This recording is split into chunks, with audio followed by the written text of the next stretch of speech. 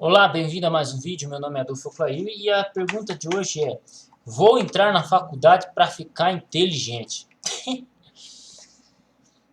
É muito interessante isso aí, né? É uma questão muito interessante, porque é natural que, por exemplo, eu confie numa pessoa que fez economia, ou eu confio numa pessoa que fez medicina, ou eu confio numa pessoa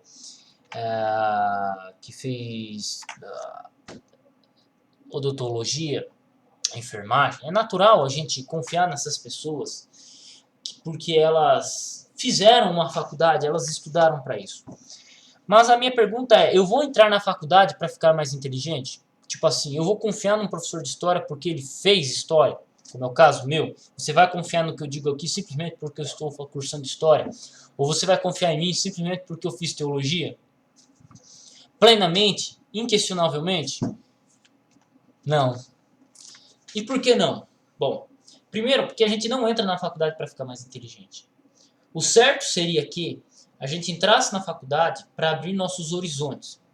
É claro que eu estou estudando história, eu estou estudando matérias que eu particularmente não veria fora dela.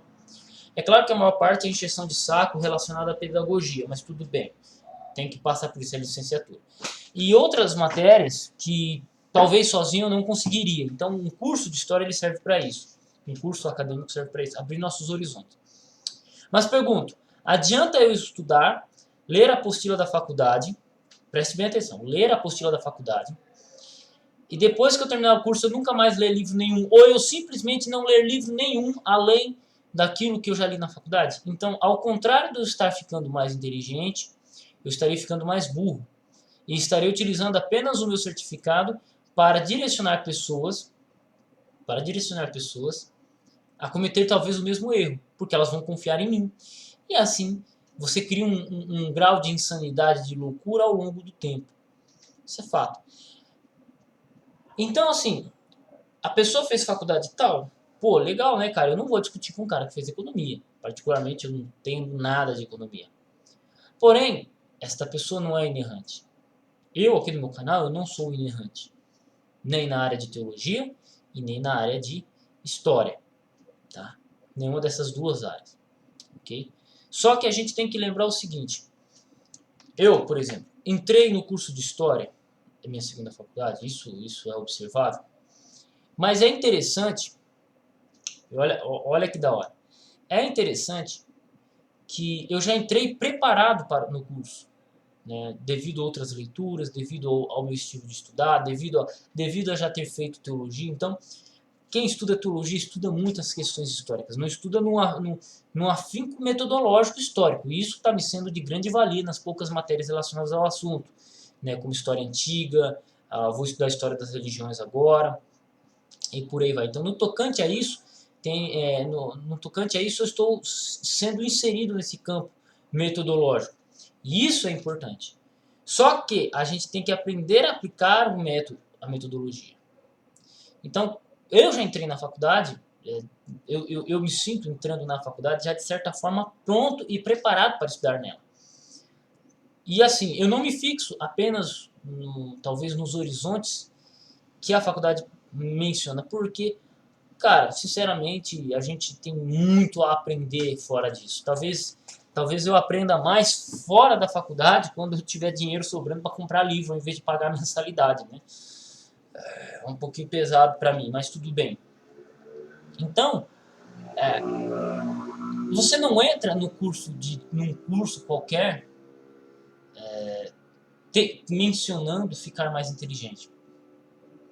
Você entra para aprender a metodologia e aplicar isso na sua vida, aplicar isso para as outras pessoas. E deixa eu fechar aqui que eu tô parecendo o Tony Ramos, cara. Eita, eu tô me sentindo o Tony Ramos aqui. Entende? E basicamente é isso aí. Essa é minha visão sobre o assunto. É da hora. É legal fazer um curso de história? Pô, é legal. É legal fazer um curso de teologia? Sim. Só que isso não quer dizer que você vai ser inerrante. Isso não quer dizer que você vai ficar mais inteligente. Não. Você portar um diploma significa que você cursou aquelas matérias. Mas necessariamente não quer dizer que você domine elas. Não necessariamente não quer dizer que você saiba alguma coisa. Eu conheço pessoas que não têm curso de teologia e dão show em muita gente formada. Sinceramente, eu conheço. Mas também conheço pessoas que ficaram extremamente inteligentes, claro, porque entraram num curso qualquer, abriu seus horizontes e ela descambou. Então, não foi por causa em si do curso, mas sim da própria preparação da pessoa.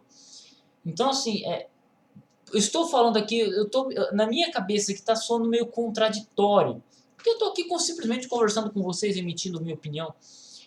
O fato é, a gente tem que entrar na faculdade e ficar e de certa forma se preparar. Como eu já disse aqui, para mim a faculdade, fazer os cursos de história e tal, são mais fáceis que fazer o ensino médio. Porque eu estudo aquilo que é um assunto por mês, 2 assuntos por mês e ponto. Não fico estudando 5, 6 assuntos dos quais eu não gosto deles, né? E por aí vai. Então, assim, e fora que muito daquilo que eu já vejo no curso, eu já conheço, de certa forma eu já conheço. Então, para mim, tá muito tranquilo. Uma coisa que me chocou muito foi a seguinte colocação. Quando a gente iniciou o curso de história e tal, olha que louco, quando a gente iniciou o curso de história, foi formado os grupos de WhatsApp. Eu já fui banido deles, não sei porquê, né? Deve ser porque eu votei no Bolsonaro, né? E não sou esquerdista, não sou comunista, não tenho uma visão materialista e marxista das coisas. Deve ser só por isso, mas acho que não é não, mas é por isso, sim. E uma pessoa falou assim, olha, uma jovem falou assim, olha, eu posso fazer esse curso sem ter que ler muito? Eu olhei e falei, puta que pariu. Essa pessoa quer se formar em história e não quer ler muito.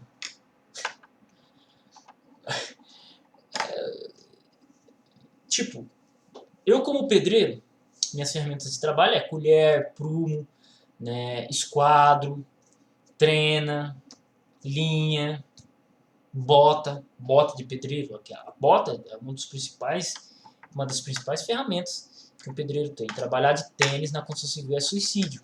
Eu mesmo pisei num prego esses dias aí, levei 4 injeções. Uma de tétano e as outras 3 porque eu não tinha carteirinha de vacina.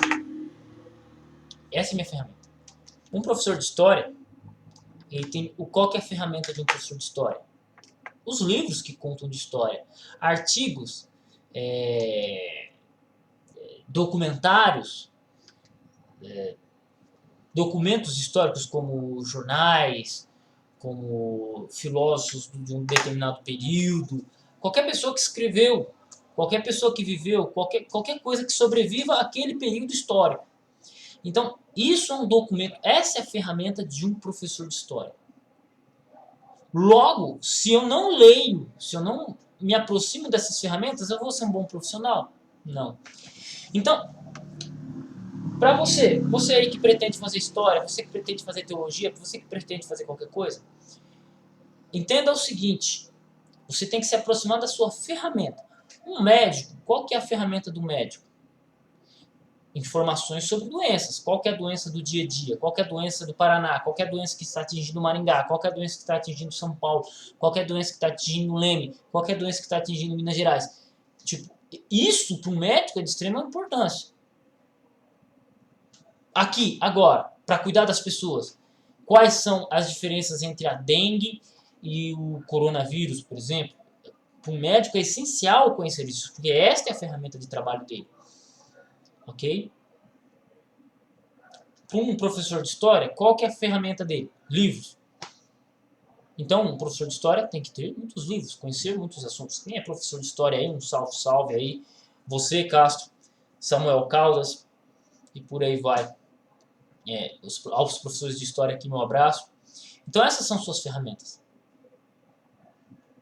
Agora, eu volto e retomo. Curso de teologia, que foi o outro curso que eu fiz.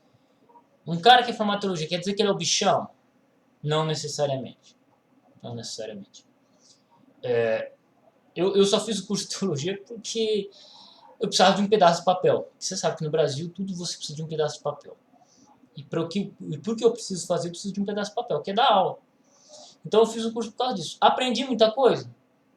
Olha, dizer que não, eu estaria mentindo. Só que algumas coisas eu viria. Tipo, o que me interessa, grego, crítica textual, hermenêutica, exegese, né, escatologia, são os assuntos que mais me englobam. Cristologia nem tanto, mas preciso dar uma pegada em cristologia, hamartiologia. Então, são coisas que a gente estuda e que, claro, nos chama atenção, mas não é minha praia. Mas eu estudei, então acabei conhecendo um pouquinho, não domino o assunto, como eu disse. Passei pela matéria, mas não domino o assunto. E por aí vai. Então, assim, o que eu posso dizer para você? Você tem que dominar a metodologia. Quando você pega alguém que domina, é formado em teologia, ele tem que ter o domínio hermenêutico e exegético. Ele tem que saber o que é isso. E ele tem que ter feito isso pelo menos uma vez na vida. Você pega um pastor, normalmente os formados em teologia são pastores, no meu caso não, no caso de algumas pessoas são formadas em teologia e não são pastores.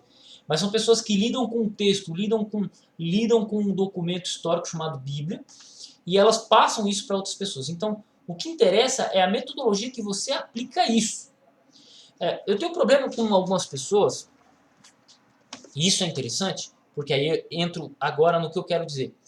Algumas pessoas, elas vêm conversar comigo, várias pessoas, e aí ele começa a falar. Mas peraí, deixa eu aplicar o que você está dizendo aqui a essa outra área. Veja que não bate. Então, o seu problema não é que você esteja errado na sua argumentação. Eu não vou dizer que você esteja errado. Só que eu estou pegando a sua argumentação e aplicando a outro ponto da Bíblia. E sabe o que isso vai acontecer? Vai gerar contradição. E aí, meu amigo, e aí quebra. Ó, vamos lá. Você não acredita que os 7 dias da criação são literais, né? Não acredito. Então vamos lá. Se os 7 dias da criação não são literais, então Gênesis 1 não é literal. Gênesis 1 não é literal. Só que se Gênesis 1 não é literal, logo Gênesis 2 e Gênesis 3 não podem ser literais, ok? Ok. Só que temos um problema muito grave nisso. Se Gênesis 3 não é literal, então a queda do homem não pode ser literal. E aí temos um problema. Se a queda do homem não é literal, então Jesus morreu na cruz por quê? Percebe? A conclusão da sua metodologia. E isso, cara, a pessoa já ficava brava comigo. Mas pera, velho, você não tá me argumentando com Bíblia, você tá pegando e só simplesmente usando arrogância. Não, eu falei, não, velho, eu tô usando a sua lógica, eu estou usando a conclusão, eu estou usando o conhecimento que eu tenho para mostrar para você a conclusão do seu raciocínio. O quão perigoso ele pode ser. Né? E, tipo, aí é interessante se observar isso. Um professor de história que não tem o domínio, por exemplo, vamos supor aí, que não domine, por exemplo, Segunda Guerra Mundial. Vamos lá, vai falar de Segunda Guerra Mundial. Imagina um cara desse numa sala de aula, falando um monte de barbaridade, falando que Hitler era de direita, por exemplo. Cara, é um absurdo. Qualquer historiador, qualquer pessoa que analisa os fatos, for estudar, por exemplo, ela vai perceber que Hitler não era conservador. Hitler não era de direita. Hitler sempre foi e sempre abordou o esquerdismo. Mas Hitler era anticomunista. Ele pegou esse discurso, mas necessariamente ele não era contrário ao que os comunistas faziam. Tanto que ele firmou laços de paz com Stalin e atacou as democracias, como Inglaterra, França. Perceba, Hitler ele era contra a democracia, uma coisa que ele tinha em comum com os comunistas. Os comunistas são muito antissemitas, assim como Hitler também era. Então você percebe que as duas coisas andam juntas. É claro que o antissemitismo não é uma coisa necessária apenas da esquerda ou do caso do nazismo. Né? Você também tem várias pessoas que elas são antissemitas. Isso aí é uma coisa separada. Porém, se você pegar, os próprios comunistas também eram antissemitas. Se você estudar na história, né? Ali. E o Hitler era antissemita. Então você deve ver muitos paralelos, muitas coisas ali próximas que te fazem. Então, um professor de história que não tenha parado para analisar isso, imagina ele numa sala de aula, ele gera um estrago. Né?